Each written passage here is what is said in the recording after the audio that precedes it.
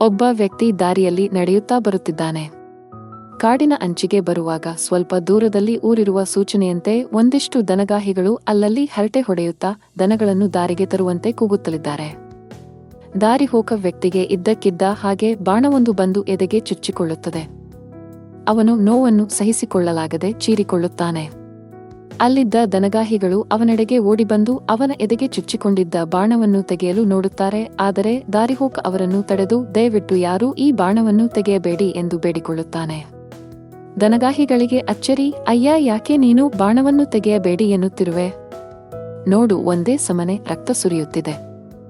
ಹೀಗೆಯೇ ಬಿಟ್ಟರೆ ನೋವು ಹೆಚ್ಚಾಗುತ್ತದೆ ಎನ್ನುತ್ತಾರೆ. ಆ ಮಾತನ್ನು ಕೇಳಿ ದಾರಿಹೋಕ, ಹೌದು, ಬಾಣವನ್ನು ತೆಗೆಯುವ ಮೊದಲು ಯಾರು ಈ ಬಾಣವನ್ನು ಬಿಟ್ಟರು? ಯಾಕೆ ಬಿಟ್ಟರು ಮತ್ತು ಅದನ್ನು ನನಗೆ ಬಿಟ್ಟರೆ? ಅಥವಾ ಬೇರೆ ಯಾರಿಗೋ ಬಿಟ್ಟ ಬಾಣ ನನಗೆ ತಾಕಿತೆ? ಈ ಎಲ್ಲ ಸಂಗತಿಗಳನ್ನು ತಿಳಿದುಕೊಳ್ಳಬೇಕು ಎಂದನು. ಆಗ ದನಗಾಹಿಗಳು, ಅಯ್ಯ, ಅದನ್ನೆಲ್ಲ ತಿಳಿದುಕೋ ಬೇಡ ಅಂದವರು ಯಾರು? ಆದರೆ ಅದಕ್ಕೂ ಮೊದಲು ನಿನ್ನ ಎದೆಗೆ ನೆಟ್ಟ ಬಾಣದಿಂದಾಗಿ ಸುರಿಯುತ್ತಿರುವ ರಕ್ತ ನಿಲ್ಲಬೇಕು. ಅದಕ್ಕೆ ಔಷಧ ಮಾಡಬೇಕು ಎನ್ನುತ್ತಾರೆ. ಅದಕ್ಕೆ ದಾರಿಹೋಕ, ಇಲ್ಲ ಇಲ್ಲ, ನನಗೆ ಸತ್ಯ ಗೊತ್ತಾಗುವವರೆಗೂ ಈ ಬಾಣವನ್ನು ತೆಗೆಯಲು ಬಿಡುವುದಿಲ್ಲ ಎಂದು ಹಠ ಮಾಡುತ್ತಾನೆ. ಹೇಳುವವರು ಕೇಳುವವರ ಮಧ್ಯೆ ಮಾತುಕತೆ ಹೀಗೆ ನಡೆಯುತ್ತಲೇ ಇತ್ತು.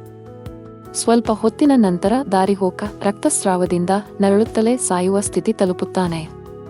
ಇದನ್ನೆಲ್ಲ ಗಮನಿಸುತ್ತಿದ್ದ ದಾರಿಯಲ್ಲಿ ಹೋಗುತ್ತಿದ್ದ ಯುವಕ ಹಿಂದು ಮುಂದು ಯೋಚಿಸದೆ ಸೀದಾ ಮುಂದೆ ಬಂದು ನಾಟಿದ್ದ ಬಾಣವನ್ನು ಪ್ರತಿಭಟನೆಯ ನಡುವೆಯೂ ಕಿತ್ತು ಹಾಕಿದ. ಕೋಪಗೊಂಡ ದಾರಿಹೋಕ ಅವನನ್ನು ಬೈಯಲು ಆರಂಭಿಸಿದ. ಇದರಿಂದ ಕೋಪಗೊಂಡ ಯುವಕ, ಬದುಕಯ್ಯ, ಮೊದಲು ಬದುಕು. ಪ್ರಶ್ನೆಗೆ ಉತ್ತರ ಸಿಗದಿದ್ದರೆ ಅಷ್ಟೇ ಹೋಯಿತು. ಅದರಿಂದ ನಿನಗೆ ನಷ್ಟವೇನೂ ಇಲ್ಲ. ಮೊದಲು ನಿನ್ನ ಜೀವದ ಬಗ್ಗೆ ಯೋಚಿಸು.